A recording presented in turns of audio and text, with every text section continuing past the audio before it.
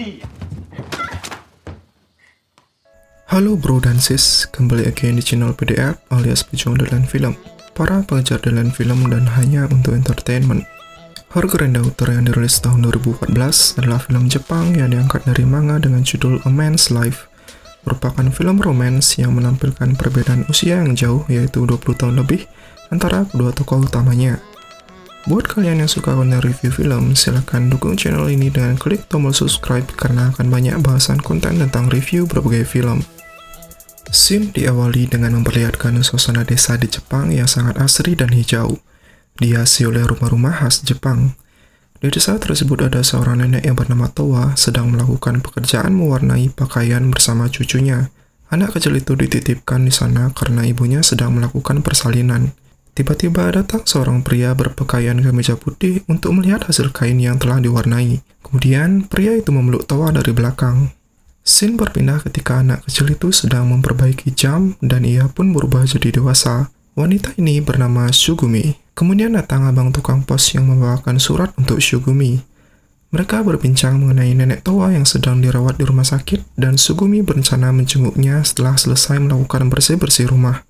Tiba-tiba ada telepon masuk dan Shugumi mendapat kabar bahwa neneknya telah meninggal dunia. Banyak kerabat nenek Towa yang mendatangi rumahnya. Saat makan bersama dijelaskan bahwa Shugumi ini bekerja di bagian IT di perusahaan Tokyo. Salah satu kerabatnya bilang bahwa nanti jangan menikahi seorang pecundang. Shugumi tampak sangat bekerja keras sendirian dalam melayani kerabatnya yang sedang makan-makan. Acara pun selesai dan ia berada sendirian di rumah neneknya itu.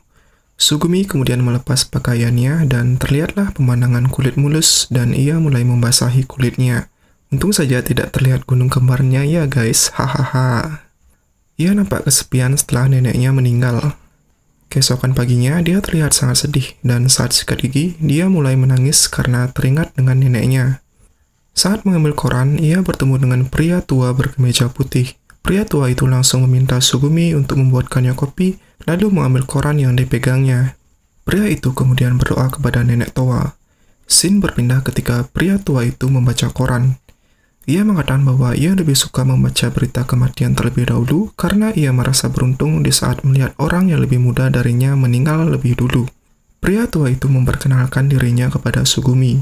Ia bernama Jun Kaeda, dan ia adalah seorang dosen filsafat di Universitas Kagoshima.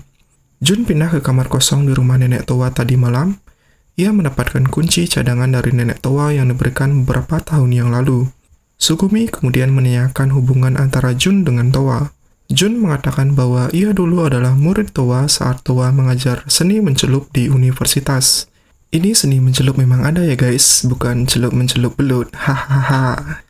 Shugumi dan Jun akan tinggal bersama di rumah peninggalan Towa karena belum ada pemilik sah dari rumah itu. Mereka berdua sama-sama memiliki kunci rumah. Keesokan paginya, Jun mengatakan bahwa kompornya meledak. Akhirnya, mereka berdua makan bersama di pagi itu.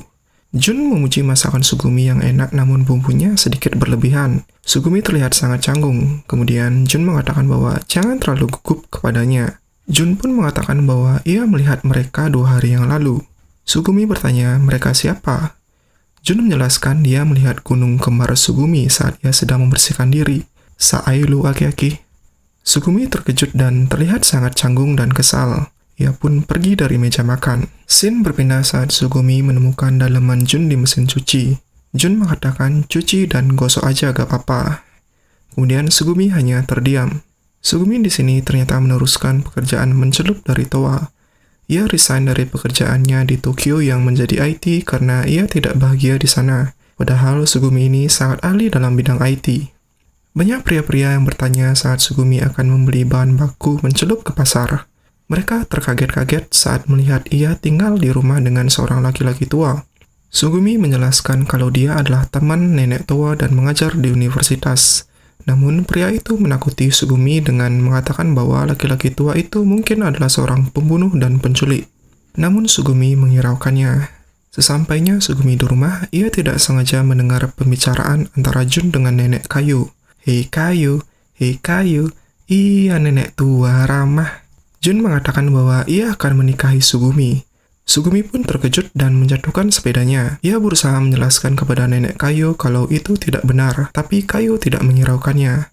Sugumi pun protes kepada Jun dengan mengatakan ia tidak akan menikah dengan Jun. Jun kemudian meminta untuk dimasakkan cumi-cumi. Sugumi terlihat kesal dan meminta Jun untuk berbagi tugas dengannya. Sugumi bertugas memasak dan mencuci, sedangkan Jun memotong kayu bakar dan menghangatkan air untuk mandi. Jun mengatakan ia tidak bisa memotong kayu. Sugumi pun kesal dan melempar kapak ke arahnya. Jun hanya tersenyum.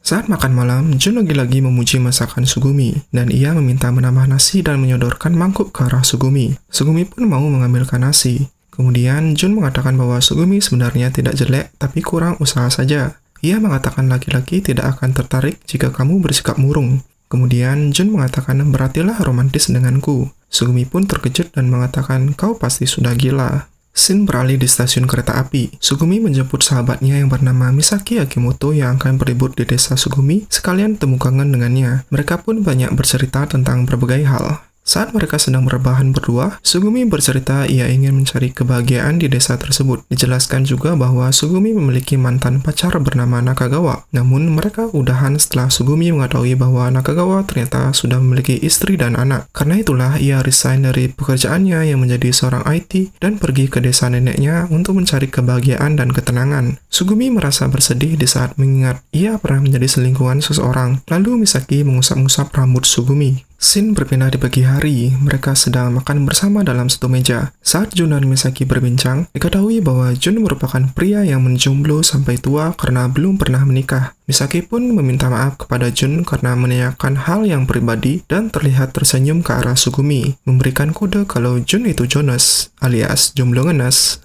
Kehadiran Misaki ternyata memberikan nuansa yang baru di rumah tersebut. Misaki yang bersikap ceria mulai mencairkan suasana antara Jun dan Sugumi. Ternyata kehadiran Misaki tidak berlangsung lama. Ia diantarkan ke stasiun kereta oleh Sugumi untuk pulang ke Tokyo. Di sana Misaki menyampaikan bahwa Jun itu merupakan pria yang baik. Sehabis mengantar Misaki, malamnya Sugumi merenung dan mengatakan kepada Jun bahwa ia ingin mati. Jun langsung menanyakan ia mau mati dengan cara apa. Sugumi menjawab, aku akan melompat dari pohon yang ada di belakang rumah. Jun memberikan sekantong plastik dan mengatakan bahwa jika kamu akan melompat, pakailah ini. Aku benci bersih-bersih. Jun nampak santai menghadapi Sugumi. Jun juga mengetahui perihal masa lalu Sugumi yang pernah menjadi wanita simpanan. Ternyata Misaki yang bermulut ember yang memberitahu Jun. Keesokan paginya, Jun pergi ke universitas karena ada urusan. Ternyata Jun ini merupakan dosen yang populer dan banyak disukai oleh para mahasiswi di universitas itu. Saailu yang sumur. Siang harinya, Sugumi dijemput oleh pria bernama Sonoda. Sonoda meminta tolong kepada Sugumi untuk memperbaiki web di kantornya. Sugumi pun bersedia. Tentu saja, maksud Sonoda di sini adalah untuk merekrut Sugumi agar mau bekerja di kantornya. Namun Sugumi mengatakan bahwa ia lebih memilih menjadi pencelup warna meneruskan neneknya. Saat di rumah, Sugumi berbincang dengan nenek kayu. Nenek kayu ini merupakan teman Towa. Kemudian, nenek kayu menjelaskan bahwa Jun ini merupakan mantan kekasih nenek Towa. Nenek kayu kemudian menasihati Sugumi dengan mengatakan jika kamu menemukan seorang laki-laki yang baik, jangan biarkan dia pergi. Scene berpindah di saat Sugumi tertidur di siang hari dan Jun pulang. Jun mengucapkan selamat pagi dan Sugumi pun terbangun. Jun lapar dan ingin dibuatkan makan. Di sini terlihat Sugumi seperti seorang istri yang melayani suaminya dengan baik. Namun saat Sugumi sadar, ternyata kalung yang ia pakai sudah menghilang. Sugumi pun mengatakan tidak usah dipedulikan karena itu perhiasan pengecut yang ia beli sendiri. Jun pun marah dengan mengatakan sialan kepada Sugumi karena tidak menghargai diri sendiri. Pada malam harinya, Jun pulang dengan keadaan basah kuyup dan ia meminta Sugumi untuk melepaskan kaos kakinya. Sugumi pun menyanggupi. Pemandangan ini bak seorang istri yang sedang melayani suaminya. Jun pun langsung memeluk Sugumi. Sugumi mengelak dengan mengatakan tolong jangan. Namun Jun bukan memeluknya tetapi hanya mengalungi kalung yang sempat hilang tadi. Jun ternyata mencari kalung Sugumi sampai larut malam dan kehujanan. Jun mengatakan bahwa Sugumi cantik. Namun, Sugumi mengatakan, kamu dulu bersama nenekku, aku tidak bisa. Jun hanya bisa terdiam karena Sugumi telah mengetahui kalau ia sempat berpacaran dengan neneknya. Scene berpindah saat di festival. Sonoda mengajak mereka berdua untuk menghadiri festival itu. Saat melihat beberapa pasangan di sana, Sugumi terlihat iri dengan mereka. Saat pulang, Jun dan Sugumi berboncengan dengan menaiki sepeda. Mereka pun sempat bernyanyi bersama. Momen romantis mereka mulai terlihat. Mereka berhenti di pinggir kolam ikan. Kemudian Jun mengatakan, aku tidak peduli tentang masa lalumu. Kamu tidak bisa kembali ke sana? Kenapa kamu tidak melihatku berdiri di sini? Aku tidak akan meninggalkanmu sendiri. Yang berarti bahwa Jun ingin Sugumi menyadari bahwa ia mencintainya. Jago juga ya aki-aki yang satu ini. Saat kerabat Sugumi datang untuk memberikan penghormatan kepada almarhum Towa, Jun memperkenalkan diri dan mengatakan bahwa ia tinggal di rumah ini bersama Sugumi. Keluarganya pun kaget semua. Jun melanjutkan dan mengatakan bahwa ia ingin menikahi Sugumi dan ia jatuh cinta kepadanya. Gentleman nih guys. Ibu Sugumi pun awalnya ragu namun menyetujuinya asalkan mereka memang saling suka. Saat acara selesai, Sugumi mengatakan kepada Jun bahwa ia tidak akan menikah dengan Jun. Kemudian datang tukang pos yang membawakan surat untuk Jun dengan nama pengirim Sayoko Kaeda. Sugumi berpikir itu adalah surat dari istrinya dan ia menatap Jun. Sugumi pun mulai kepo dan pergi ke kamar Jun. Sugumi di sini terlihat cemburu padahal dia belum mengungkapkan perasaannya kepada Jun secara lisan. Ia juga sedikit sensitif dengan laki-laki yang sudah mempunyai istri, apalagi tinggal serumah dengannya. Kemarahan Sugumi pun memuncak dan dia menendang Jun dari belakang hingga Jun roll ke depan. Namun ternyata Sugumi hanya salah paham.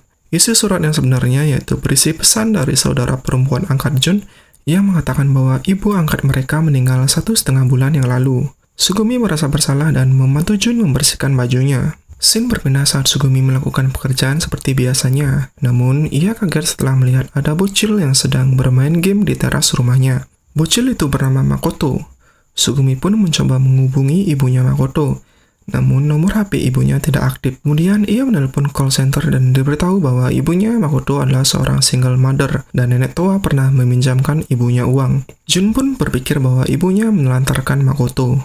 Mereka pun menghubungi polisi dan polisi menyanggupi akan melakukan pencarian ibunya. Untuk sementara, Sugumi dan Jun akan merawat Makoto. Sebagai anak kecil, Makoto bertanya berbagai hal termasuk apakah mereka sudah pernah bercocok tanam, dan Jun pun mengatakan bahwa ia sudah pernah melihat gunung kembar Sugumi. Sugumi yakin bahwa ibu Makoto akan segera kembali, namun Jun sangat pesimis.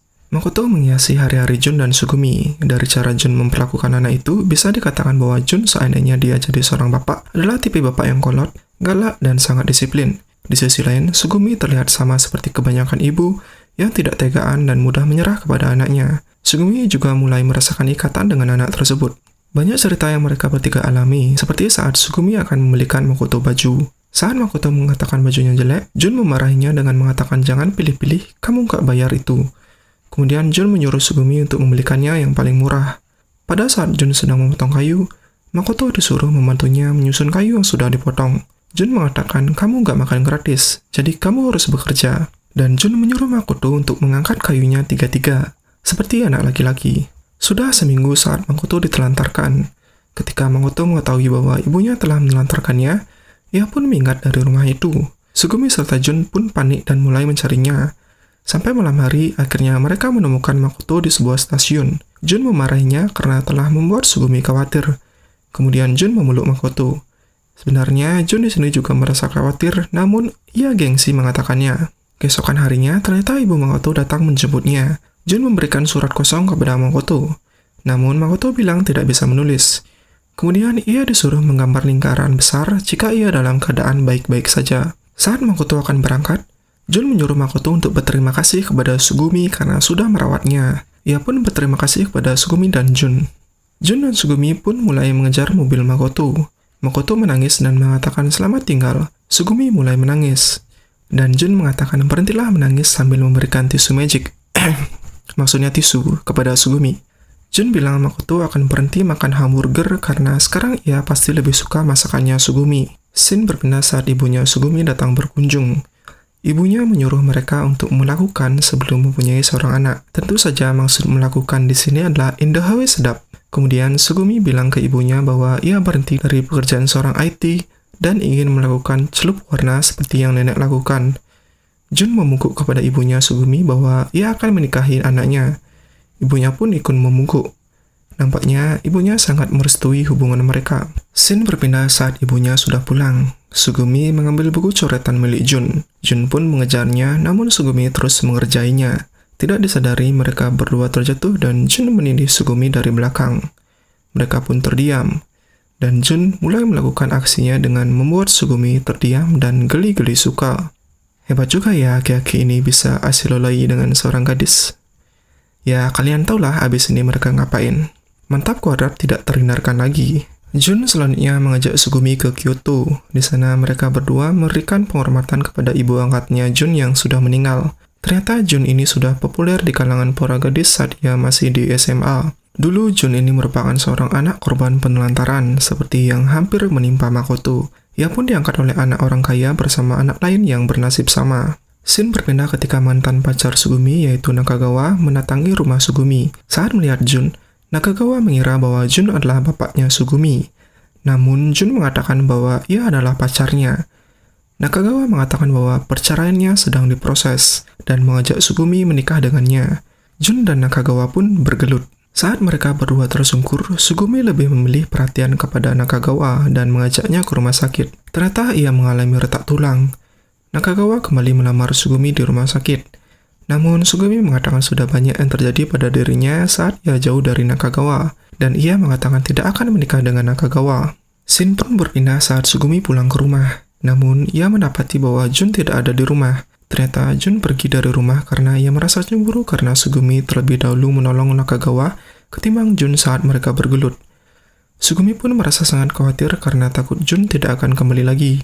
Namun nenek kayu menenangkannya. Scene berpindah saat Jun berada di tempat balapan kapal sembari mengisap rokoknya. Namun tiba-tiba kunci yang ia pegang terjatuh ke dalam selokan dan ia tidak bisa mengambilnya. Badai Taifun dengan tingkat 18 pun melanda bagian utara Kagoshima, yang mana rumah Sugumi juga kena dampaknya. Sugumi pun berusaha mencari nenek kayu dan mengajaknya ke rumahnya agar nenek kayu lebih aman. Di sini Sugumi menggendong nenek kayu karena nenek kayu kesulitan berjalan. Namun akhirnya mereka berdua terjatuh karena Sugumi tidak sanggup lagi menggendongnya. Untungnya datang Jun dengan keadaan basah kuyup dan memarahi Sugumi karena berani menerjang badai. Jun dan Sugumi kemudian berpelukan. Aki-aki ini emang menang banyak ya guys. Kemudian Jun menggendong nenek kayu dan mereka bertiga pulang ke rumah Sugumi. Keesokan harinya, Sugumi seperti biasa melakukan pekerjaan celup-mencelup kain dan Jun terlihat mendapatkan sebuah surat dari abang tukang pos. Ia pun menunjukkan surat itu kepada Sugumi dan ternyata surat itu berasal dari Makoto, anak kecil yang hampir jadi korban penelantaran anak. Surat itu berisi gambar lingkaran besar di mana sesuai perjanjian mereka, lingkaran besar berarti Makoto dalam keadaan yang baik-baik saja. Sugumi pun memeluk Jun dari belakang seperti yang dilakukan Jun kepada nenek tua saat mereka masih muda. Dan film pun berakhir. Bukan bermaksud menggurui, pelajaran yang bisa kita ambil dari film ini yaitu cinta itu tidak memandang usia. Meskipun di masyarakat kita agak tabu jika dua pasangan terpaut umur yang sangat jauh, apalagi seorang yang seharusnya sudah jadi kakek menikah dengan seorang gadis. Jadi jika ada di antara kalian yang masih jomblo, jangan bersedih, siapa tahu pasangan kalian masih belum lahir, hahaha. Terus support channel Pejuang Dalam Film dengan cara like, comment, dan subscribe. Share juga pendapat kalian di kolom komentar mengenai film ini ya guys. See ya in the next video, stay healthy and keep watching film.